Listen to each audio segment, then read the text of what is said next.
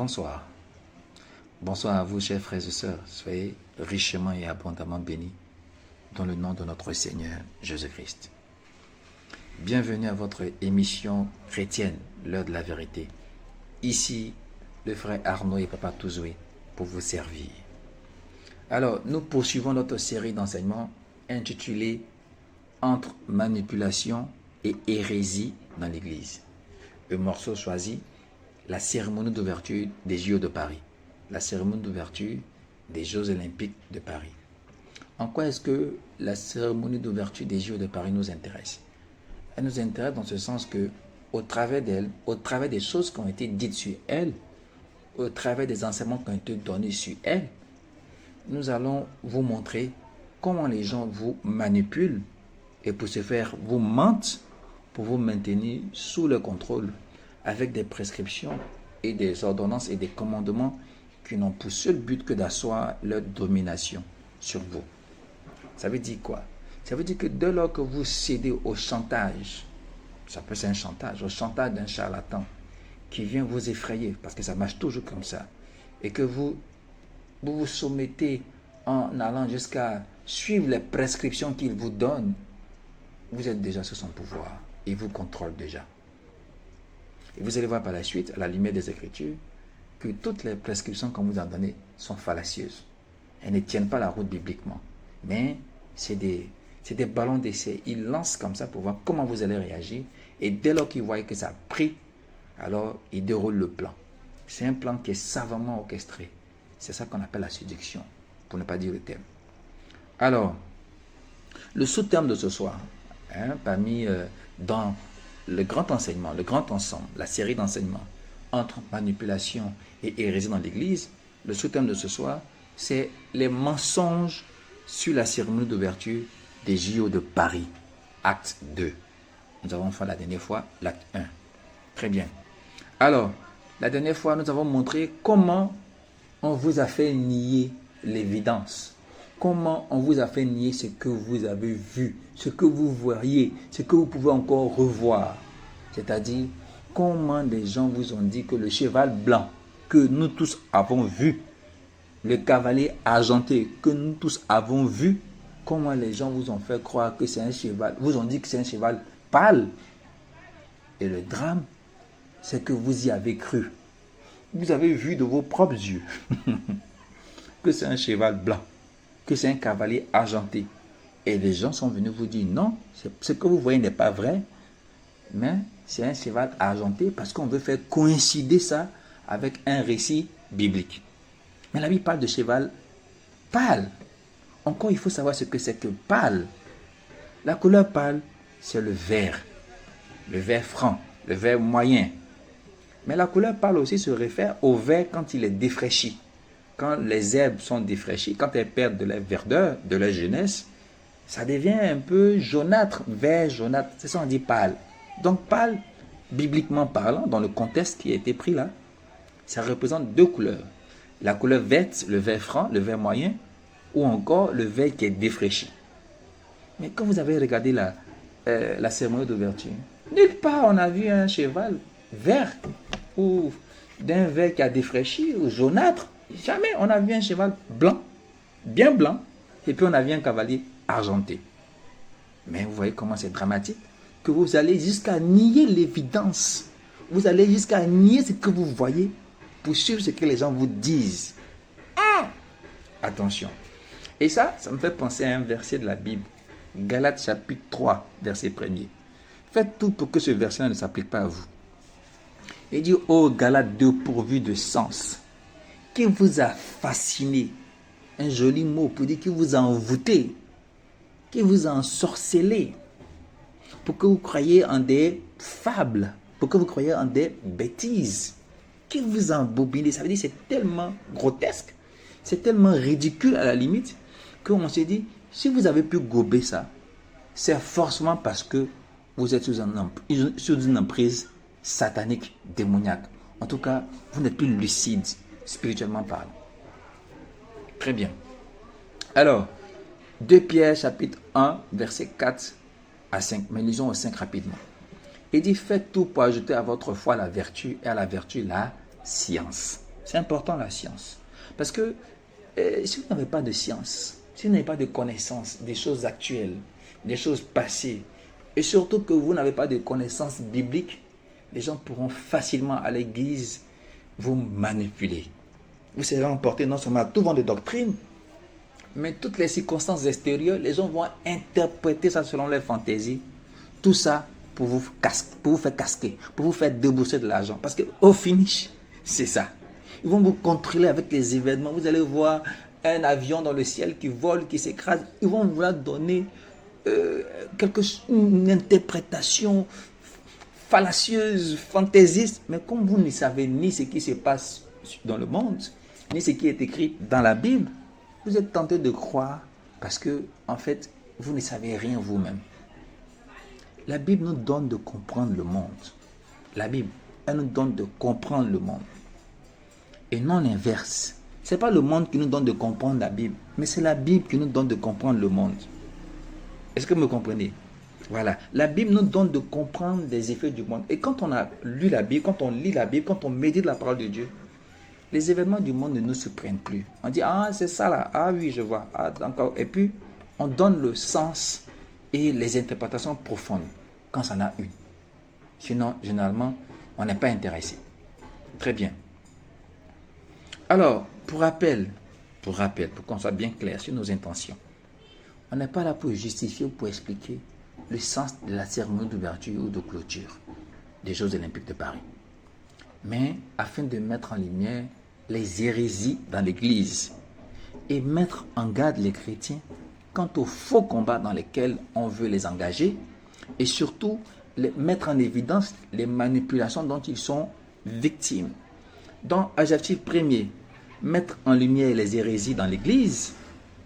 Deuxième, mettre en garde les chrétiens quant aux faux combats dans lesquels on veut les engager. Troisième, mettre en évidence les manipulations dont ils sont victimes. Donc, on ne dira pas le sens des représentations, le sens historique, culturel, artistique. On n'est pas là pour ça. On est juste là pour montrer que, au travers de ça, les gens vous manipulent et vous mentent en se référant sur des versets et des passages bibliques qui n'ont rien à voir avec ce que vous voyez. Comme on a pu en attester tout à l'heure avec l'exemple du cheval pâle, 10 pâles, qu'on a vu blanc. Très bien.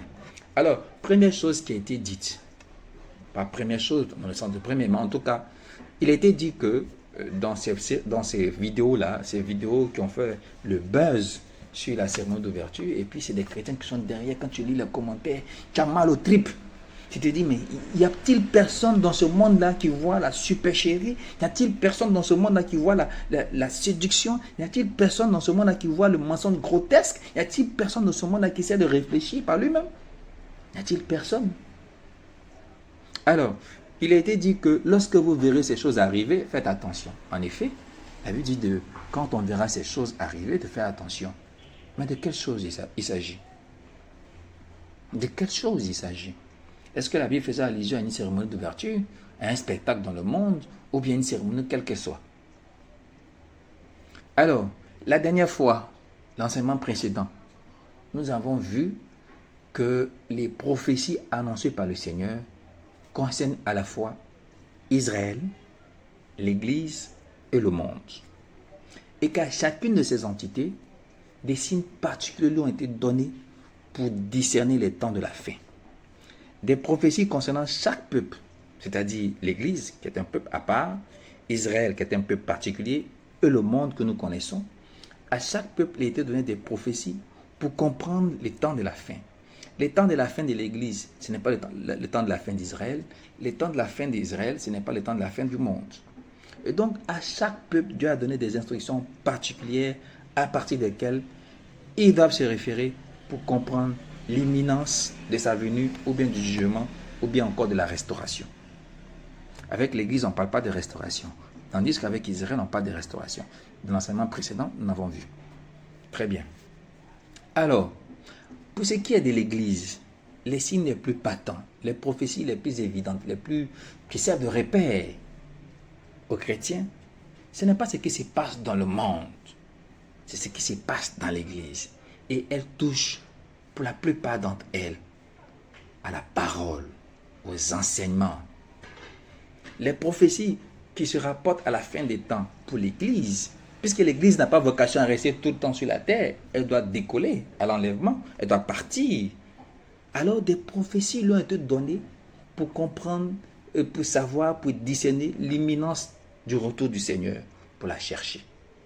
Et les signes pour l'Église se rapportent à la parole, aux enseignements, à la doctrine. Parce que les différents fléaux que nous voyons dans l'Apocalypse ne concernent pas l'Église, n'intéressent pas l'Église, puisque l'Église n'a pas vocation à être sur la terre tout le temps. Et d'ailleurs, la Bible nous dit que Dieu ne nous a pas destinés à la colère.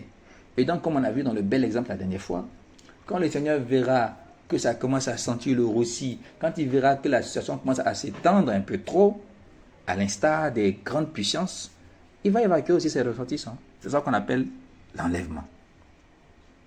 Très bien. Alors, pour ce qui concerne les prophéties de l'Église, n'oubliez pas, celles qui nous concernent directement, elles sont pour la plupart relatives aux enseignements, à la parole, à l'apostasie, aux faux prophètes et à la séduction dans l'Église.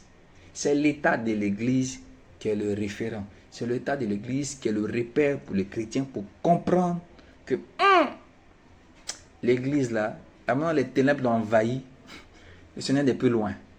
Et il donne l'un des signes de la fin. Il dit cette parole sera annoncée. Vous voyez que c'est toujours relativement à la parole. Cette parole sera annoncée dans toute la terre, alors viendra la fin. C'est toujours par rapport à la parole. Il dit dans les derniers temps, il faut que l'apostasie arrive d'abord. C'est encore la parole. Dans les derniers temps, les gens enseigneront des doctrines de démons. Encore la parole. Donc, il dit quand le Fils de l'homme viendra, trouvera-t-il encore la foi sur terre? On vous expliquait que c'est une question rhétorique. Le Seigneur était juste en train de dire que quand je reviendrai, est-ce que je trouverai encore la prescription que je donnais? Pas la conviction en une chose. Ici, foi veut dire prescription. Et on a vu que le même verset a été repris dans 1 Timothée, je crois, au chapitre 4. Il dit, dans les derniers temps, les gens abandonneront la foi pour s'attacher à des doctrines de démons. Donc, la foi que Dieu ne trouvera pas sur terre, ce n'est pas la foi conviction en une chose, mais c'est la foi prescription. Ce que Jésus a dit là, est-ce que ça ne sera pas falsifié? Est-ce que ça ne sera pas mélangé? Est-ce qu'il viendra la trouver telle qu'elle? C'est une question rhétorique, en fait c'est une affirmation par la voie d'une phrase interrogative. Donc c'est une façon de parler. Ça on appelle la question rhétorique. Donc il ne s'interrogeait pas, il annonçait. Alors, deuxième chose qui a été dite, mais avant la deuxième chose, lisons pour montrer que nous les chrétiens, ce à quoi nous devons nous fier, ce que nous devons regarder, ce n'est pas le monde mais l'Église. Lisons 1 Corinthiens chapitre 5 versets 12 à 13, il dit « Qu'ai-je en effet à juger ceux du dehors ?» J'ai quel intérêt à les juger ceux du dehors? N'est-ce pas ceux du dedans que vous avez à juger? Donc, ceux du dehors, ce n'est pas sur eux que nous on porte notre regard, c'est sur ceux du dedans que nous portons notre regard. Car ne l'oubliez pas, bien que nous soyons dans le monde, nous ne sommes pas du monde. Donc ce que le monde fait spirituellement ne nous concerne aucunement. Nous avons des interactions avec eux parce que nous sommes encore là physiquement, mais spirituellement, on n'a aucun contact et ce qu'ils font ne dépeint aucunement sur nous, à moins que nous-mêmes on aille se compromettre avec eux. Alors, deuxième chose, une annonce a été donnée aux puissants de la terre afin de faire la guerre contre l'Église de Jésus-Christ. Mes amis, mes frères, mes chers parents, ne vous trompez pas d'époque par rapport aux prophéties. C'est très important. Les prophéties aussi obéissent à une certaine temporalité, c'est-à-dire dans le temps. Mais elles obéissent aussi à l'espace. Les prophéties qui sont annoncées sur Israël, là, ça ne va jamais arriver à Abidjan. Donc vous voyez qu'il y a une question de spatio-temporel, le temps et l'espace. Deuxième chose, les personnes visées par ces prophéties. Vous voyez que les prophéties qui concernent Israël, Gog et Magog, ça ne concerne pas l'Église. Donc les personnes visées, intéressées, indexées par ces prophéties. Et troisième chose, surtout, ne vous trompez pas de combat. Ceux qui veulent vous effrayer en disant que oui, les puissances ont donné des messages pour qu'on attaque l'Église, manifestement, ils ne savent pas qui est Jésus. Manifestement, ils ne savent pas qui est Jésus. Ils parlent de lui sans le connaître. Mais les démons eux, les diables, même savent mieux qui est Jésus qu'eux. Voici ce que la Bible dit ici. Jacques chapitre 2, verset 19. Tu crois qu'il y a un seul Dieu. Eux, ils croient qu'il y a un seul Dieu. Ils disent qu'il s'appelle Jésus. Tant bien. Mais les démons, ils font plus que ça. Non seulement ils savent, mais en plus, la Bible dit quoi? Les démons le savent aussi, le croient aussi, et ils tremblent. Les démons le croient aussi et ils tremblent. Vous pensez que les démons qui sont là, ils n'ont pas envie d'envahir l'église? Ils n'ont pas envie de tomber sur les chrétiens? Ils veulent, mais ils ne peuvent pas. Parce que le Saint-Esprit qui les empêche, qui retient leur chef, les retient tous là, il les empêche d'agir. Et c'est ce que la Bible va reprendre encore des Thessaloniciens. Il dit maintenant vous savez qui le retient, afin qu'il ne paraisse qu'en son temps. 2 Thessaloniciens chapitre 2 versets 6 à 8.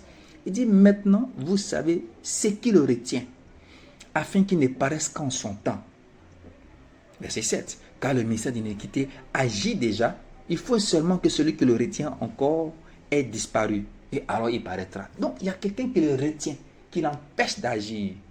Il agit maintenant par les biais de séduction, de ruse, mais sans prendre physiquement, de façon frontale à l'église. C'est impossible pour lui. Parce qu'il n'a pas envie de mourir avant l'heure. Il n'a pas envie d'être jeté dans la géhenne avant l'heure.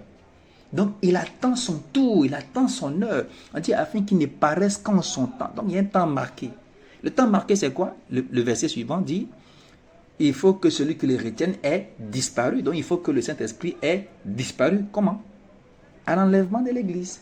Donc, quand l'église sera enlevée, bien sûr, tout le monde ne sera pas enlevé, puisque parmi nous, il y a des vierges folles et des vierges sages. Et les vierges folles, ce n'est pas celles qui prient. Les vierges folles, ce n'est pas celles qui donnent des dîmes, des offrandes. Non, ça n'a rien à voir avec ça. La Bible dit clairement, à la suite du chapitre là, que les vierges folles, c'est celles qui n'ont pas reçu l'amour de la vérité pour être sauvées. Parce que bien sûr, vous avez suivi des charlatans, des séducteurs, et vous n'avez jamais pris peine ni temps pour regarder si ce qu'on vous dit est conforme. Vous n'avez jamais cherché à comprendre ce qui est écrit à propos de ce qu'on vous dit. Comment c'est écrit? Est-ce que la personne qui vous le dit est dans la vérité? Ça ne vous intéresse pas. Vous êtes laissé aller à la séduction, à ce qui est beau, à ce qui paraît, à ce qui est joli, à ce qui est chic, à ce qui jouit d'une certaine notoriété, une popularité.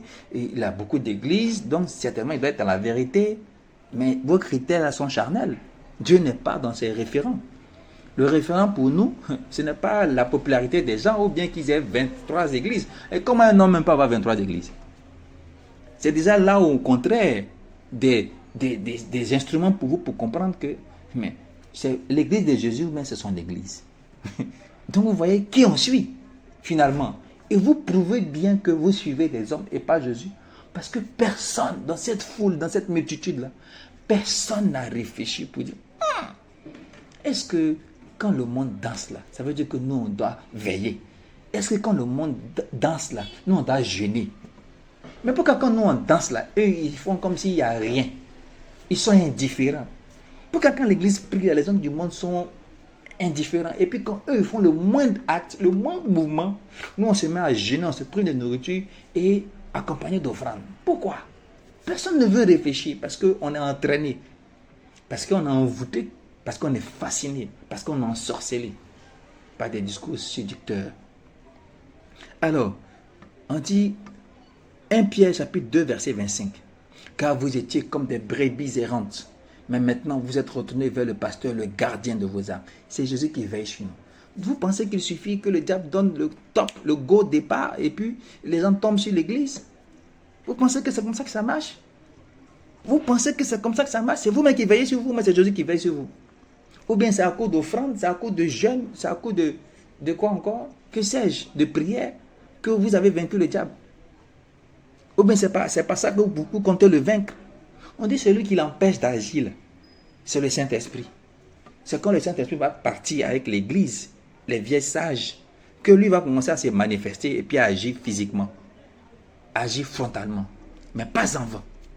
Mais des gens veulent vous alarmer, vous effrayer, parce que, manifestement, ils n'ont pas compris les Écritures.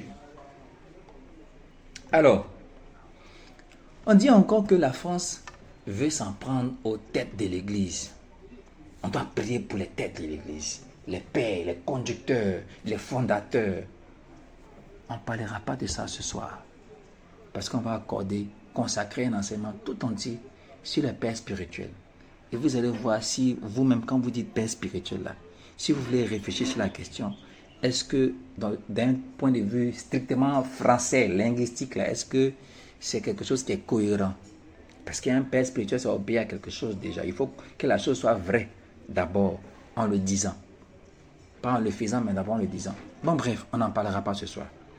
Mais on veut faire la guerre à l'Église et à ses pères. Ceux qui vous disent ça là, que la France veut faire la guerre à l'Église, elle veut s'en prendre aux leaders, aux conducteurs de l'Église, aux meneurs de l'Église. Ce qui est étrange, c'est qu'après, les mêmes se sont ramassés, j'ai failli dire, se sont suivis pour aller en France. Pour aller faire des veilles de prière en France. Est-ce que vous pensez vraiment que ces personnes sont crédibles? Qu'elles sont cohérentes? Et il y en a même parmi elles qui résident en France. Et vous dites que le pays veut s'en prendre à vous. Et vous quittez le vôtre pour aller faire des veilles de prière là-bas contre ce pays-là. Est-ce que quand vous-même vous y réfléchissez un instant là, vous êtes cohérent? Est-ce qu'ils sont cohérents? Est-ce que vous aussi vous voulez être intelligent? Bon, laissons le mot France de côté parce que c'est maintenant devenu source de beaucoup de passion et d'émotion. Mais disons, est-ce que vous pensez qu'un pays qui vous en veut, qui ne veut pas de vous, qui veut s'en prendre à vous, et que vous allez partir dans ce pays-là pour aller prier contre ce pays-là, et puis revenir, repartir, sans qu'on ne vous arrête, sans rien?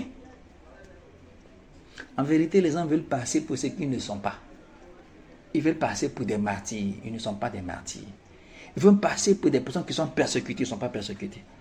Parce qu'en vérité, on ne les voit même pas. Quand les gens là, vous regardent, là, ils savent que vous êtes des menteurs. Ils savent que vous êtes des manipulateurs. Parce que les mêmes ressorts, les mêmes outils, les mêmes astuces que vous utilisez pour manipuler les foules, c'est les mêmes outils là qu'ils ont écrits dans leur livre que les politiciens utilisent pour manipuler le peuple. Donc quand vous appliquez ça dans l'église, ils rient. C'est pour ça qu'ils ont du mal à se convertir, parce qu'ils ont l'impression que l'église est un ramassis de personnes abruties. Oui, quand les blancs, les occidentaux vous regardent, ceux qui sont encore agnostiques, qui sont philosophes, qui ne sont pas chrétiens, pour ceux qui ne sont pas chrétiens, je ne dis pas tous, mais ils ont l'impression qu'on est des abrutis, quoi. Et moi, la dernière fois, je parlais avec un qui est arrivé, on est parti à une sortie, à une randonnée pédestre, dans un beau cadre, et puis on a échangé. Mais il était surpris. Il était surpris. Les gens sont surpris de voir qu'il y a des chrétiens qui réfléchissent. Ils sont surpris de voir qu'il y a des chrétiens qui sont cultivés. Ils sont surpris de voir qu'il y a des chrétiens qui sont scientifiques. Ils sont surpris de voir qu'il y a des chrétiens qui expliquent les choses autrement que par la passion et par les émotions. Ils sont surpris. Il était agréablement surpris, le monsieur. Oui, mais parce que vous ne faites pas bonne figure. À suivre comme ça, moutonnement, à suivre des gens comme ça, dans une manipulation qui n'est même pas, j'ai envie de dire, sophistiquée. Il y a des manipulations qui sont subtiles. Même pour vous, là, c'est grotesque. Et puis vous suivez, ça veut dire que vous avez un problème cognitif. Vous avez un problème. Si quelqu'un est passé par des astuces vraiment imperceptibles, c'était des détails, on peut dire oui, c'est des détails. Mais quand c'est des choses grotesques, évidentes là, et puis personne ne prend la peine de réfléchir, vous allez évangéliser qui-même.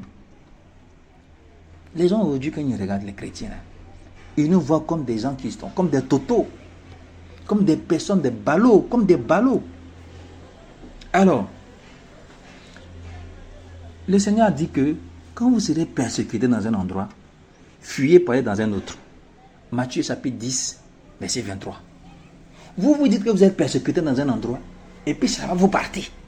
Vous partez, vous revenez, vous partez, vous revenez. On ne vous arrête pas, on ne vous dit rien. Et certains parmi vous-même résident là-bas. C'est que vous êtes des menteurs.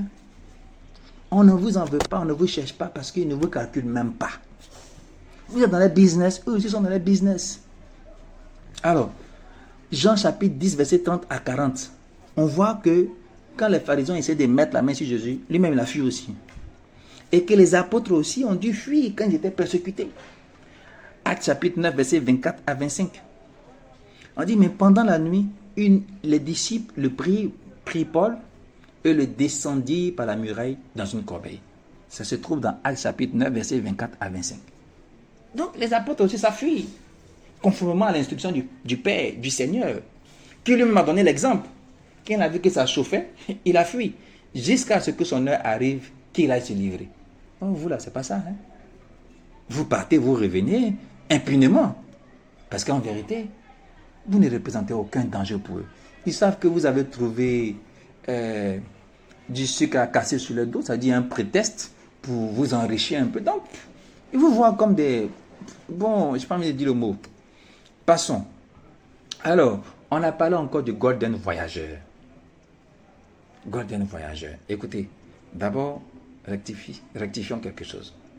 Ce n'est pas la Terre qui a envoyé un disque dans le ciel, c'est la NASA.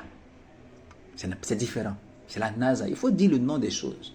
Parce qu'on veut tellement incriminer un peuple que quand ce peuple n'est pas concerné, on dit non, la Terre. Qui est la Terre? C'est la NASA qui a envoyé. Donc c'est les Américains. Il faut dire les choses par les noms. Deuxième chose, à propos du Golden Voyageur, qui est descendu dans un stade carrément noir. Et puis on veut se mouvoir de ce que le coin était noir. Mais vous voulez qu'il soit clair comment? C'est une cérémonie. On veut mettre l'objectif sur quelque chose qui descend. Donc tout le coin est noir. C'est pas parce que c'est ténébreux, c'est pas diabolique. Dans tous les spectacles. Même quand on va au cinéma, la salle est noire parce qu'on veut regarder l'écran. Même chez nous ici à Abidjan, quand on voulait faire notre cérémonie de clôture, d'ouverture, à un moment donné, le terrain était noir. Parce qu'il y a un objectif sur lequel on veut porter les regards.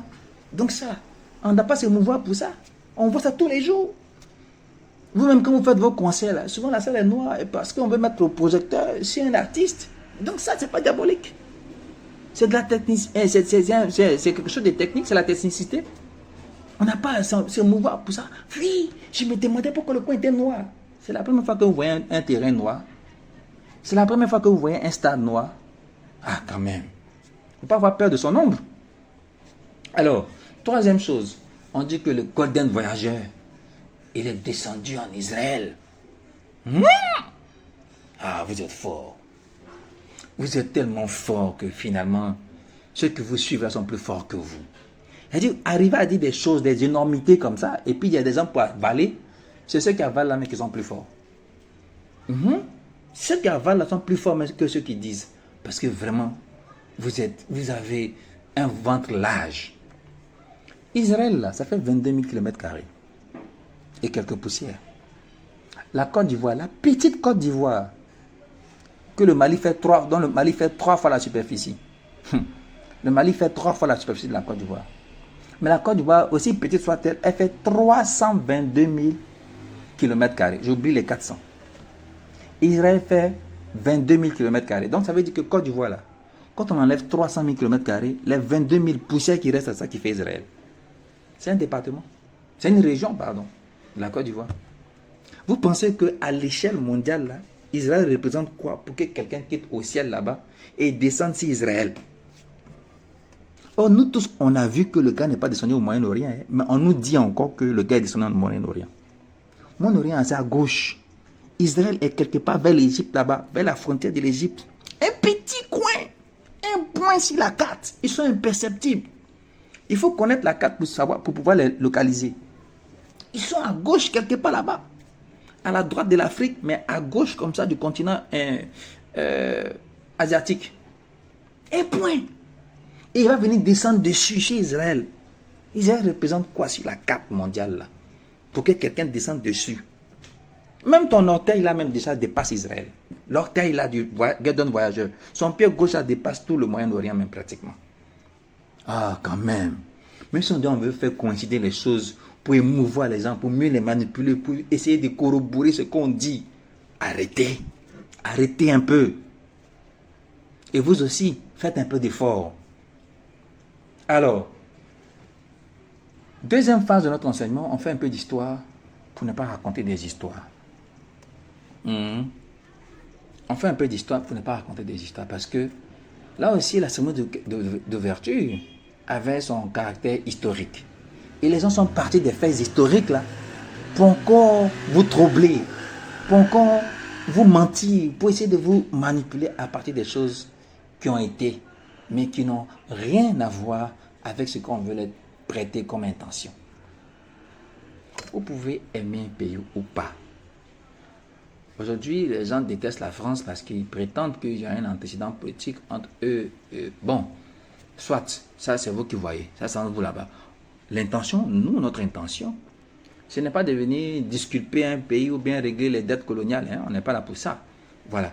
Nous, on veut juste rétablir une vérité historique et surtout montrer aux chrétiens comment ils sont manipulés au travers des histoires sordides, sorties de nulle part, qui ont des relents politiques plutôt que des relents chrétiens. C'est plus à des fins politiques personnelles que à des fins chrétiennes. Très bien. Alors, retenez ceci. Peuple africain, habitants de Côte d'Ivoire, chrétiens du monde entier. Le prix que la France a payé pour la Bible, pour la diffusion de la parole, et les Européens en général, et plus particulièrement les Français, les Allemands, les Suisses, les Anglais, les Espagnols, les Italiens, etc. Tous les pays africains réunis n'ont pas payé la moitié. Le prix que les Français ont payé pour la parole, tous les pays africains n'ont pas payé la moitié. Vous avez payé quoi, vous? Je ne dis pas que ça vient de chez eux. Hein. Je ne dis pas que c'est quitté en Occident. Mais la parole qu'ils ont reçue, parce qu'ils ont cru, le prix qu'ils ont payé pour la diffuser, pour la relayer, tous les pays africains n'ont pas payé la moitié, même pas le 10e. Mais vous avez payé quel prix entre nous, pays africains? Et particulièrement ceux d'Abidjan, là, qui font comme si eux, c'est à cause d'eux qu'aujourd'hui on a accès à la parole. Ils ont payé quel prix? Ou bien vous faites allusion à votre campagne d'évangélisation, ça et là, pour votre propre gloire, cherchant les projecteurs, allant dans les pays où les projecteurs sont, pour gagner encore en notoriété, avec de fortes levées de fonds. On sait comment ça marche. Des levées de fonds extraordinaires. Et seulement une petite partie est allouée pour l'évangélisation. Mais combien rentre dans votre poche? On n'est pas dupe. On fait des budgets de centaines de millions. Mais combien sont consacrés à l'évangélisation en effet? Et puis combien vous reviennent en vérité? Comparativement à ceux qui sont venus avant vous, qui ont quitté le confort dans lequel ils étaient en Occident. Les Français qui ont quitté le confort pour venir apporter la parole. Ils se sont dépouillés.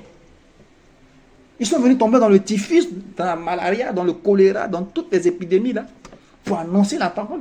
Qu'est-ce qu'ils ont eu en retour? Ça vous oubliez de le dire. Si aujourd'hui vous avez la Bible entre vos mains, c'est parce qu'ils ont payé le prix. Et continuent de payer le prix pour que la Bible soit subventionnée. Vous allez faire quoi? Vous êtes enrichis à partir de la parole. Eux, ils se sont dépouillés, ils se sont appauvris. Même s'ils ont eu les travers, comme nous tous, on en a. Mais quand même, la Bible dit que Dieu n'est pas oublieux. Vous faites depuis la gare tombe pas. Vous ne pensez pas qu'il y a quelque chose derrière? Vous ne pensez pas qu'il y a quelque chose derrière? Et puis, ceux que vous stigmatisez tant, c'est des judéo-chrétiens. Ils se revendiquent comme judéo-chrétiens. Vous les combattez. Si vraiment vous étiez dans la vision du Seigneur, ce n'est pas ceux-là que vous allez prendre comme ennemis. Ils sont décadents, certes. Mais les fondements de ces nations-là, ils sont judéo-chrétiens. Donc vous voulez changer cela. Vous allez mettre quoi à la place? Si vous avez un peu de bon sens, un peu de discernement, un peu de compréhension sur les vrais enjeux du monde, les véritables batailles à venir, vous saurez que vos adversaires ne sont pas ceux que vous indexez tout le temps. Même si politiquement, ce n'est pas toujours vrai, mais spirituellement, attention. On peut être ennemi politiquement et puis spirituellement être des amis. Oui. Parce que adversaire politique, ça ne veut pas dire qu'on est ennemi spirituel. Des chrétiens peuvent être confrontés pour un marché ou bien dans une confrontation sportive. Mais ça ne veut pas dire qu'ils sont adversaires spirituellement. Et donc les gens n'ont pas le discernement. Ils n'ont pas la compréhension, ils ne savent pas. Ceux-là, ce sont vos frères. Ils sont plus vos frères que les autres vers qui vous tournez. Mais comme chacun sait pour qui il se bat, chacun sait pour quelle chapelle il prêche, chacun sait aussi quel combat il mène. Oui, c'est des civilisations judéo-chrétiennes. Ils sont gréco-romains, certes, de façon culturelle, mais spirituellement, ils sont judéo-chrétiens. Ils le revendiquent. Ne pensez pas que ce que vous voyez, l'infime partie de la société dégradée que vous voyez là, c'est ça qu'est l'Occident. Mais les Américains, ils sont puritains. C'est l'Occident, c'est le fer de lance de l'Occident. Ils sont puritains. Le racolage encore dans la plupart des États aux États-Unis est interdit. Alors, est-ce qu'il y a quelqu'un qui valorise autant la valeur et l'homme que cela? Bon, je n'ai pas entré dans ça avec vous, mais je veux juste rester dans les faits. Et donc, je disais que le prix que les Français ont payé pour la parole là, vous n'avez pas encore payé la moitié, tous les pays africains. Et l'Afrique, quand c'est venu chez nous ici, là, c'est là qu'on a vu le gourou émerger. Oui, lui, il a une église, il a 10, 30, 15, ça s'est multiplié comme des entreprises. Mais eux, ils ont fait ça de façon bénévole. Eux, ils savent ce qu'on appelle le sens du bénévolat. Est-ce que vous connaissez? Quand vous partez là-bas, là, vous ne revenez pas les poches vides. Vous avez des cachets qu'on vous paye, même si on ne dit pas cachet. Vous savez que vous avez un dû. Mais quand ils sont venus, ils sont retournés à quoi? Paludisme, malaria, dysenterie, choléra, piqûre de moustiques. Ils ont été persécutés. Allez étudier l'histoire avant de raconter des histoires. Allez vous instruire sur l'histoire de Pierre Valdo et la communauté des Vaudois. Ce riche commerçant lyonnais qui a donné de sa fortune pour que la parole là soit annoncée. Qui a fait ça ici? Vous prélevez les impôts sur les gens, de quel droit? Vous en achetez les gens en longueur de journée. Vos campagnes médiatiques là, pour gagner en visibilité, vous pensez qu'on ne sait pas comment ça marche? On connaît tous les rouages. Mais comme ce n'est pas l'objet de l'enseignement de ce soir, on ne va pas en parler. Mais une autre fois, on va en parler quand on va aborder la question de l'argent dans l'église. L'argent travaille, mais dans la poche de qui? Vous allez comprendre, si vous pouvez encore comprendre, que les gens là, ils ne servent que le ventre. Jésus était un bon prétexte. Mais regardez l'atmosphère qu'on veut décrire autour d'une simple cérémonie d'ouverture. Et vous voyez, même les sons, comme un film en suspense, tout ça c'est pour jouer sur la fibre émotionnelle. Et mais quand on dit émotion, bonjour l'émotion, ça veut dire au revoir la réflexion. Oui, mais quand on dit venez voir. Les gens là, ils ont lancé des puissants messages, je vais donner des instructions particulières. Quelle instruction particulière? Quelle instruction particulière? Jésus, il veille ou pas? C'est pas vous qui lisez en longueur de journée si l'Éternel veille, celui qui veille, veille en vain? Est-ce que c'est à vous de veiller? Est-ce que la brebis se soucie de veiller sur elle-même ou bien c'est là, elle a la charge du berger? Oh, okay. Vous la même, je ne sais pas, même si vous ne voulez pas réfléchir. Est-ce que la brebis se soucie de veiller sur elle-même ou bien c'est la charge du berger? On dit il dort comme un agneau. C'est-à-dire il est insouciant, il est insoucieux, il est tranquille, il s'en fout même du lion. Parce qu'il sait que le berger veille. Et vous, on va vous donner des instructions particulières pour parer aux attaques du diable. Et quelles instructions? Et quelles instructions? On dit que toute la cérémonie d'ouverture avait pour but de dire nous refusons Jésus-Christ. Que Jésus-Christ soit Dieu. Que Jésus-Christ soit roi. D'où le blasphème contre la Sainte Seine. Nous rejetons la royauté de Jésus-Christ. À l'exemple de ce que la France a fait dans le passé, qui a rejeté son roi, nous exhortons aussi le monde entier à rejeter Jésus. Mais c'est méchant. Dire de telles infamies, de telles absurdités, c'est méchant. C'est méchant. Non seulement c'est faux, mais en plus c'est méchant. À propos, est-ce que le fondement de la foi chrétienne là, c'est la Sainte Seine que vous avez inventée, puisqu'on a vu que le Seigneur n'a jamais prescrit de Sainte Seine, ou bien c'est la croix de Jésus? Non, c'est la croix de Jésus qui est le fondement de la foi chrétienne. Ce n'est pas la Sainte Seine qu'ils ont inventée. Ce n'est même pas le repas du Seigneur qui l'a prescrit. Ce n'est même pas ça là. Ça, c'est une chose ordinaire. C'est un repas ordinaire que le Seigneur a voulu que les gens prennent entre eux pour raffermir les liens. Mais ce n'est pas une prescription spirituelle, c'est une affaire sociale pour créer la cohésion, pour développer des liens de fraternité. Mais ça s'arrête là.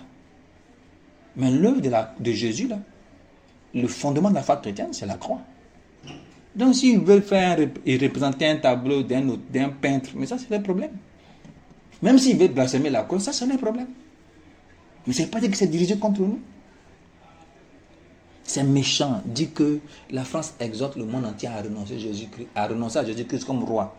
Est-ce que vous pensez que Jésus a bien l'autorisation de la France entre nous? entre nous-mêmes, vous pensez que c'est une permission que Jésus demande? Pour qu'ils disent, on a refusé. Il ne demande pas. Quand tu es ce que tu es là, tu n'as pas besoin d'une autorisation préalable. Mais tu es ce que tu es. Quand les Juifs même ont refusé Jésus là, est-ce que Jésus a cessé d'être Seigneur? Hein? Il est resté tel qu'il est. Il dit, je suis le même hier, aujourd'hui et éternellement. Donc, je n'ai pas besoin de ton autorisation. Encore moins de la France. Mais en plus, ce n'est pas vrai. Première chose, Louis XVI là, l'époux de la reine Marie-Antoinette, qui a été décapité, lui qui a été guillotiné, c'est faux, ce n'est pas le dernier roi français. Louis XVI là, si vous ne savez pas, comme vous ne connaissez pas l'histoire, Louis XVI là, ce n'est pas le dernier roi français. Après lui, il y a eu d'autres rois français. Donc ça veut dire que toute votre théorie échafaudée à partir du fait que Louis XVI soit le dernier roi français est fausse. Tout ce qui a été dit dessus là est fausse parce que la base est... Et tout ce qui a été dit dessus est faux parce que la base est fausse.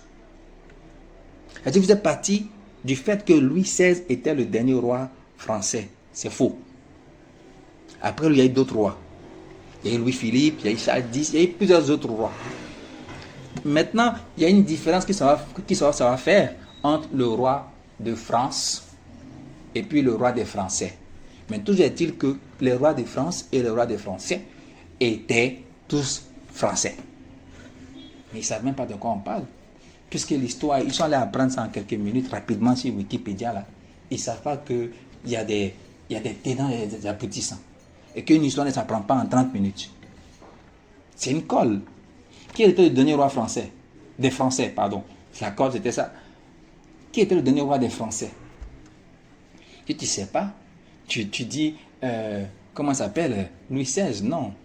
Ce n'est pas Louis XVI. Lui, c'était le dernier roi de France. Mais il était français. Et le premier roi des Français. Bon, on n'est pas là pour des questions historiques. Mais juste pour montrer que ça n'a rien à voir. Parce que la base de votre développement, de votre théorie, vous dites que de la même manière qu'on a refusé Louis XVI, que le roi règne sur eux, ça veut dire qu'eux aussi, ils règnent, ils refusent que Jésus règne sur eux. Ça, c'est quoi ça? Ça, c'est quelle absurdité, ça? Mais après ça, il y avait d'autres rois. Louis XVI, même quand ils ont refusé qu'il soit roi là, après ils l'ont remis dans sa fonction encore. Seulement qu'on a changé ses prérogatives, il avait trop de pouvoir. On a fait maintenant une monarchie constitutionnelle. Hein? Ça veut dire quoi? On veut dire quoi? On veut démontrer quoi même? Avec des absurdités, et puis parmi les chrétiens, il y a des historiens. Il y a des gens des lettres. Il y a des gens cultivés, il y a des gens instruits. Et vous allez voir qu'ils vont accepter ça. Parce qu'ils sont sur un charme. Ils sont sur un enchantement. Ils sont sur un envoûtement. Ils sont sur un ensorcellement. Ils sont fascinés. Et donc, quand c'est comme ça, tu ne peux plus réfléchir sainement. Parce que ton cerveau a disparu. Ou bien il est en mode pause. Donc, c'est faux. Voilà. Déjà, la référence historique et pour échafauder votre théorie est fausse. Donc, on n'a même pas besoin d'épiloguer là-dessus. Tout ce que vous avez dit est faux. C'est faux. Voilà. Alors, on dit on ne veut pas qu'il règne sur nous. Mais Jésus n'a jamais eu la prétention de régner sur le monde. Le Jésus que nous on connaît là. Je ne sais pas pourquoi les gens veulent vous induire dans de faux palabres. Quoi. Hein? Dans de fausses palabres, non, c'est ce qu'on dit, de fausses palabres.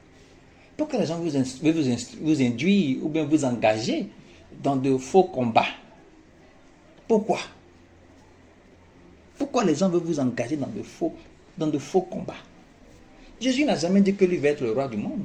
Jamais. Voici ce qui est écrit. Jean chapitre 18, verset 36. Il dit, mon royaume n'est pas de ce monde.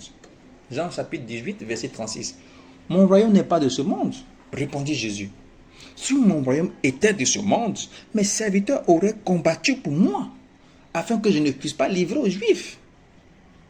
Donc Jésus est en train de dire que si mon royaume était de ce monde-là, les gars n'aiment pas pouvoir me prendre. Mais mon combat est pour mon royaume, mais qui n'est pas d'ici. Et donc, vous combattez pour qui alors? Vous qui voulez nous induire et nous entraîner dans un faux combat là, vous combattez pour qui? Puisque le Jésus que vous dites là, lui, il dit que son combat là, ce n'est pas pour ce monde là, et que son royaume là, ce n'est pas de ce monde là. C'est pour ça qu'il s'est laissé faire. Donc, vous, qui vous envoyez? Vous qu'on doit suivre là, qui vous envoyez vous-même? Parce qu'il faut qu'on sache où on va. Quand on regarde dans les Écritures, on voit que là où vous nous entraînez, là, ce n'est pas là-bas que le Seigneur nous a dit. Le combat que vous menez là, ce n'est pas ce qu'il a prescrit. Donc, qui vous envoyez en vérité, vous là? Qui vous envoyez? Et la Bible ne nie même pas ça. La Bible dit que le monde entier est sous la puissance du mal.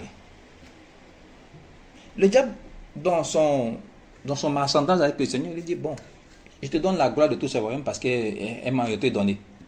Jésus n'a pas nié ça. Ça ne dérange pas Jésus. Jésus est le roi, il est le chef de l'église. Et ça lui suffit. Jésus n'est pas le chef des pays, il est le chef des individus. L'église, c'est une assemblée de personnes, pas de pays. Hé, mes amis, réveillez-vous. Hein. Parce que ceux-là, ils savent qui ils servent. Ils savent ce qu'ils servent. Ils savent pourquoi ils le servent. Très bien. Alors, on dit la décapitation de Marie-Antoinette. Qu'est-ce qu'un événement aussi macabre? Un événement aussi macabre. Qu'est-ce que ça fait dans une cérémonie d'ouverture? Mais c'est l'histoire. Un pays qui raconte son histoire, on peut dire quoi? Mais c'est son histoire. C'est aussi simple que ça. Si les parleurs racontent leur histoire et puis ils parlent de la reine Ablapoku, c'est Ablapoku, non? Voilà. Ablapoku. Et puis ils font un théâtre, une scène où elle donne son enfant en offrande, un sacrifice, elle sacrifie son enfant. Et puis quelqu'un qui quitte là-bas vient vous dire, vous voyez, non? De la même manière que Ablapoku a donné son fils premier-né là, de la même manière, c'est comme ça aussi, Dieu a donné son fils premier-né, c'est dirigé contre l'église, c'est contre vous. Ce que vous devez faire, vous devez jeûner, vous devez prier, vous devez faire des offrandes, pour pas que le malheur qu'elle est en train d'annoncer au travers de cette scène-là ne vous atteigne. Vous êtes des baoulés. Vous connaissez l'histoire. Et par ailleurs, vous êtes des chrétiens. Quand vous voyez un gars agir comme ça, vous le regardez d'une manière. Et puis, qu'est-ce que vous dites? Il parle de quoi même celui-là? Et vous le voyez comme un ridicule. Vous le voyez comme un charlatan. En fait, il est démasqué par ce qu'il a dit. S'il avait été avec vous depuis longtemps, sans se dévoiler, au travers de cette histoire-là, vous voyez que c'est un charlatan. C'est tout. Et si vous ne pouvez pas étendre votre réflexion à toutes les dimensions, c'est que vous avez un problème. C'est que vous avez un problème.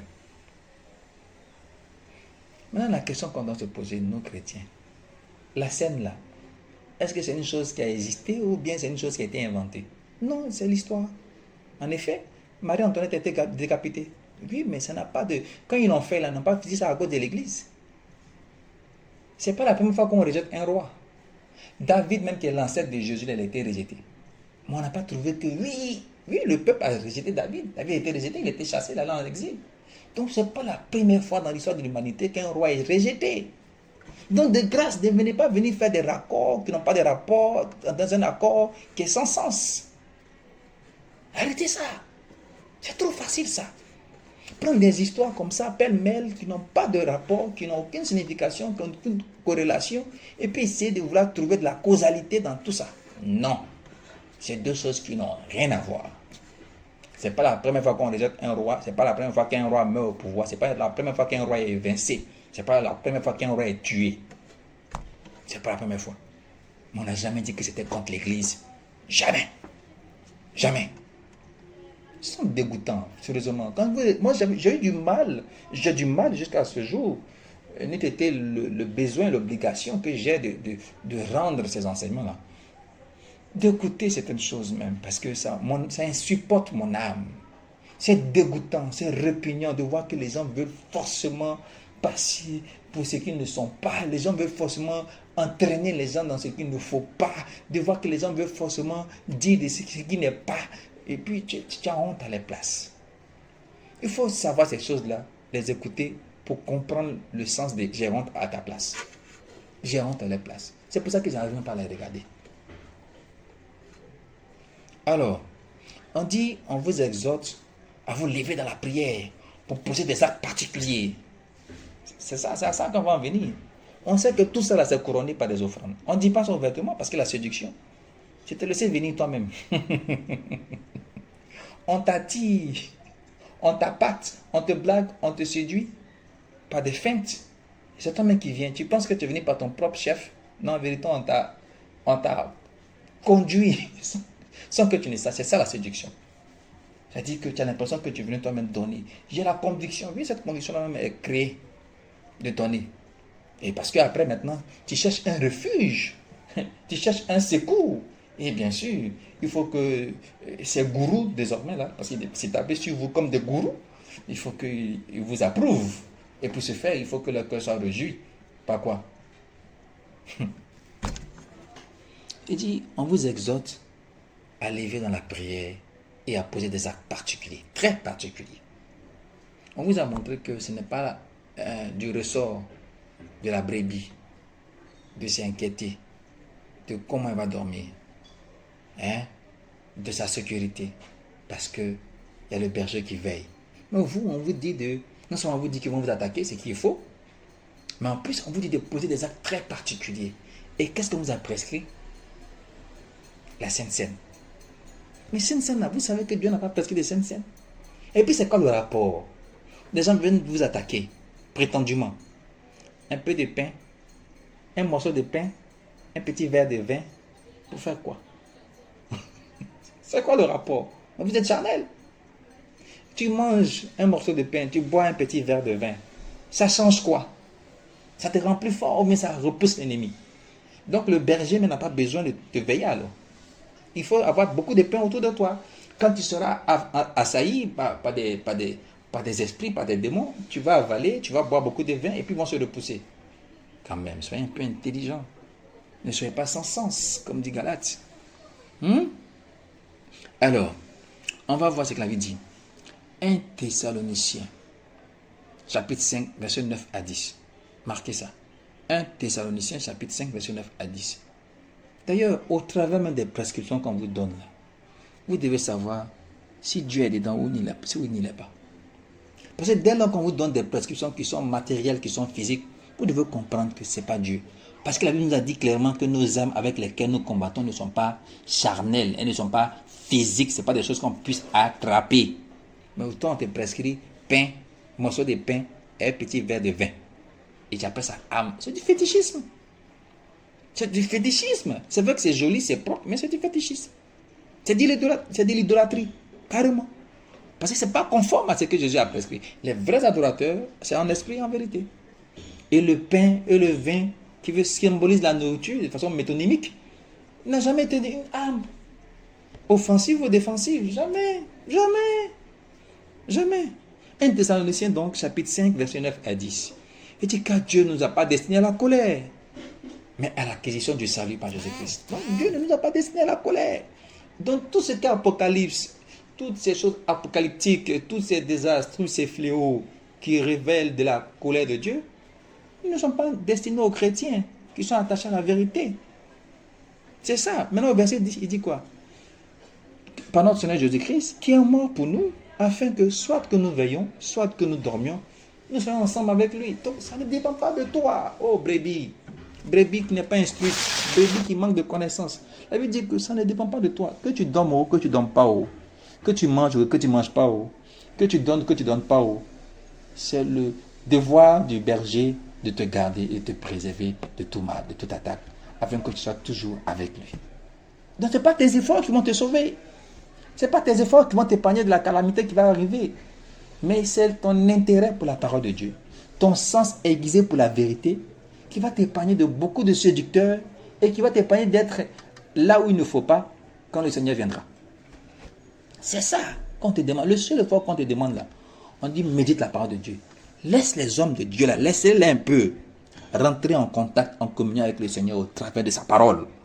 Développer une relation d'intimité parce qu'aujourd'hui là, on ne sait pas qui est quoi. Je ne dis même pas qui est qui, mais on ne sait pas qui est quoi.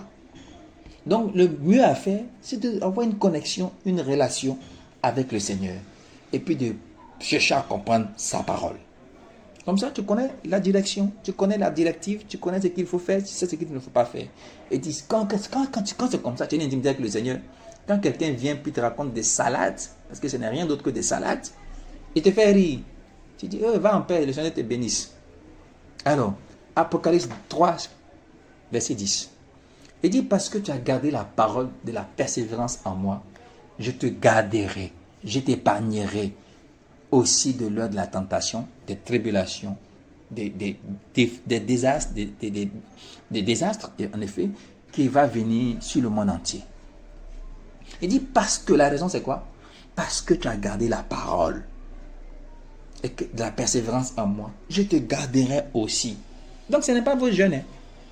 Ne vous trompez pas de prescription. Le Seigneur dit parce que tu as gardé la parole, la persévérance en moi, je te garderai aussi. Donc la raison, c'est parce que vous êtes resté attaché à la vérité. Bien sûr, la vérité aussi a ses effets.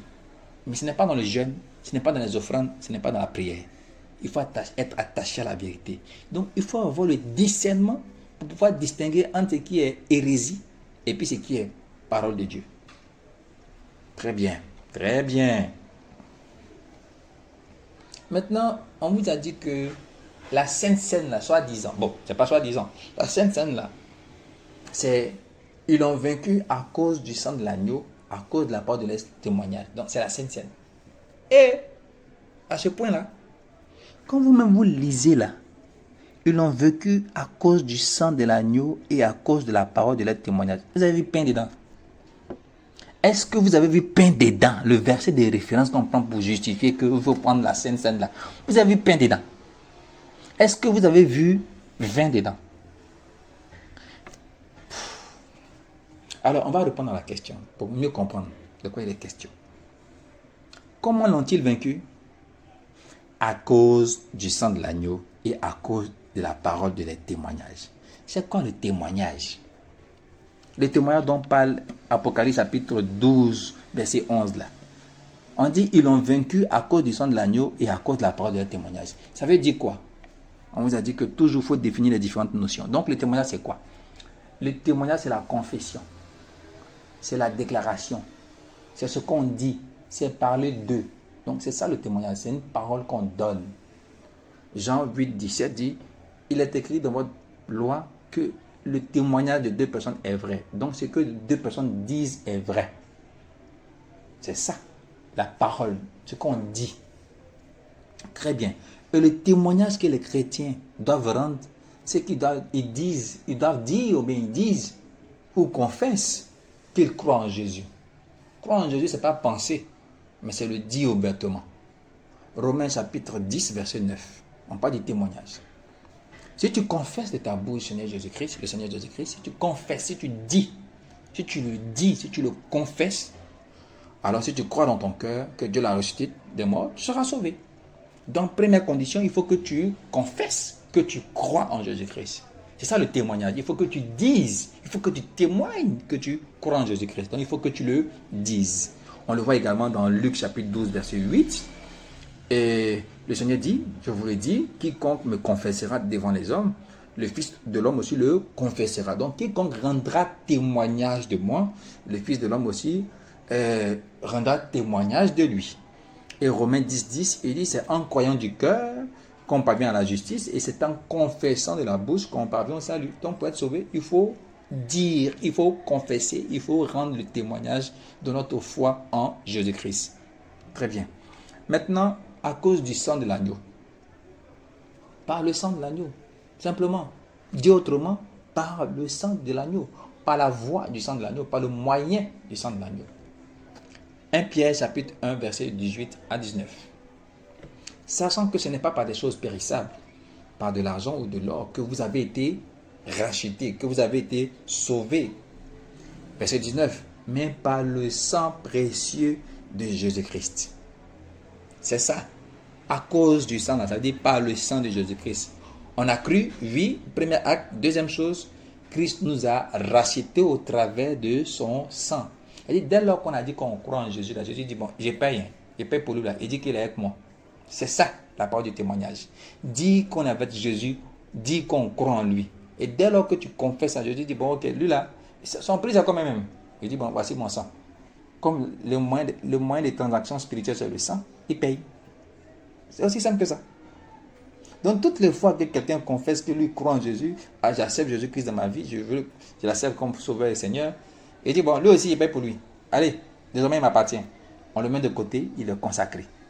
C'est ça, on dit, à cause de la parole de témoignage et par le sang de l'agneau. Donc, ils ont confessé, ils ont témoigné, ils ont dit, et puis oui, ils ne sont pas arrêtés là. Maintenant, Jésus dit, ah, d'accord, donc tu es moi, non? Ok, j'ai payé pour toi. Je l'ai racheté par le sang.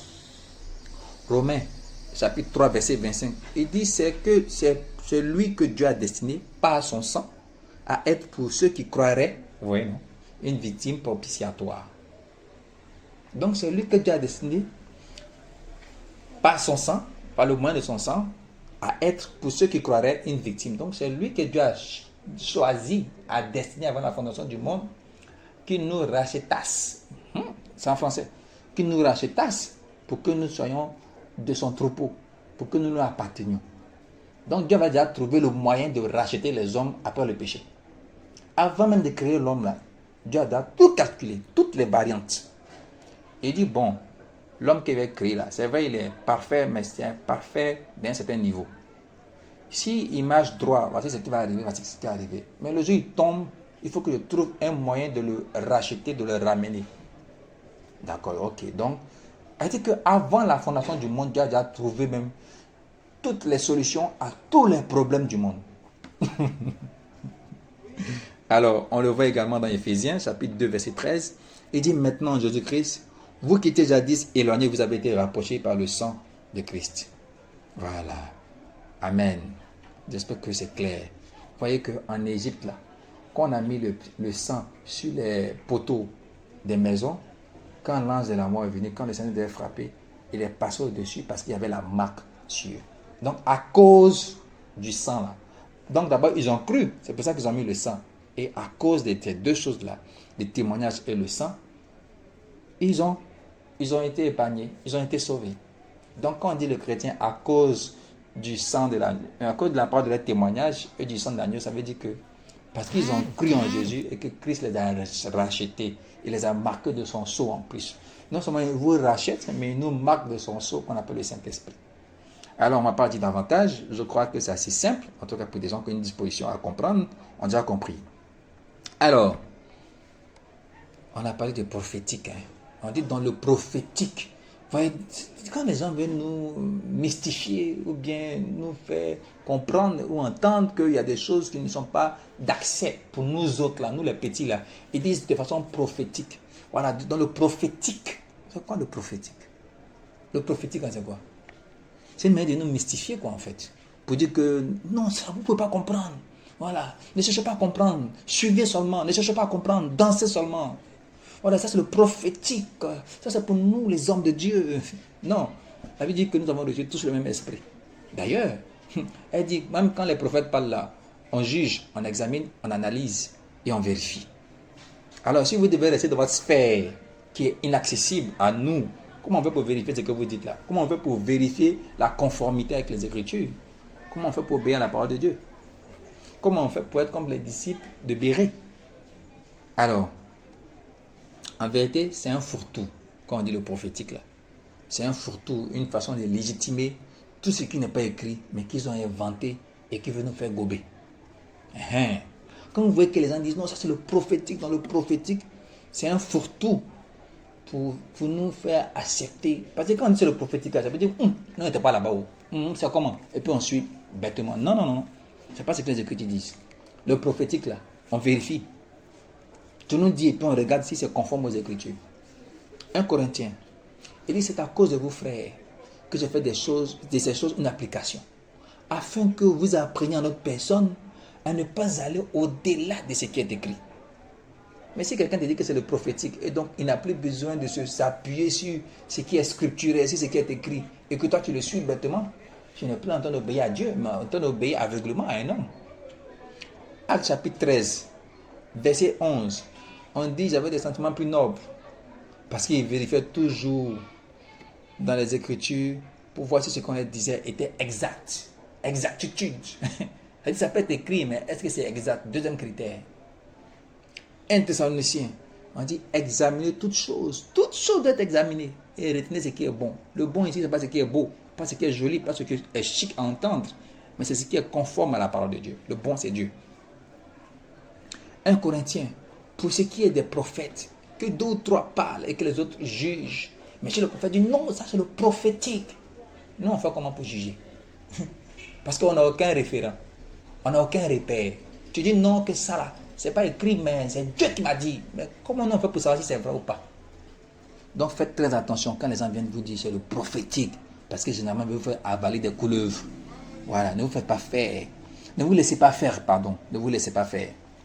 Alors, dernière chose en guise de conclusion partielle. Je précise que c'est une conclusion partielle. Il y a tellement de choses à dire, tellement de choses à voir. On va aller progressivement parce que on n'est pas pressé. Hein, même si on est vraiment pressé en vérité, mais il faut aller doucement.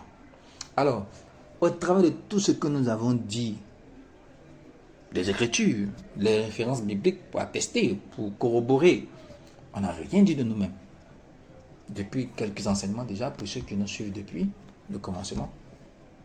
Si vous ne commencez pas à ouvrir vos yeux, ou bien si vos yeux ne commencent pas à s'ouvrir d'eux-mêmes, à partir de ce que vous avez vu, entendu et lu dans la Bible, puisqu'on n'a rien dit de nous-mêmes, mais seulement les Écritures, si vous n'arrivez pas malgré tout à voir, c'est que vous avez un vrai problème de cécité spirituelle et un vrai problème de fascination, c'est-à-dire d'envoûtement. Quand vous-même vous regardez les discours qu'on vous sert, là, vous ne voyez pas que c'est le même narratif, le même discours, la même façon de parler que les influenceurs sur les réseaux sociaux là. Vous ne voyez pas ça? Des gens qui ne cherchent qu'à faire le buzz, quand un petit truc net, venez, oh, venez, venez. C'est la même chose. C'est la même chose. Ne laissez pas les gens mélanger la politique et la foi. Parce que ce sont des politiciens et pas des chrétiens. Vous avez vu comment on nous a fait regarder les Français comme nos adversaires, pendant qu'aujourd'hui on réalise, pour ceux qui ont réalisé, que non, un adversaire politique, ce n'est pas forcément un adversaire spirituel. Comment les gens nous font regarder les Occidentaux comme des adversaires, pendant qu'on réalise aujourd'hui, pour ceux qui ont compris, que non, un adversaire économique, ce n'est pas forcément un adversaire spirituel. Soyez sages. Exercez le discernement, parce que les temps sont difficiles. Que le Seigneur vous bénisse. Salut et à très bientôt.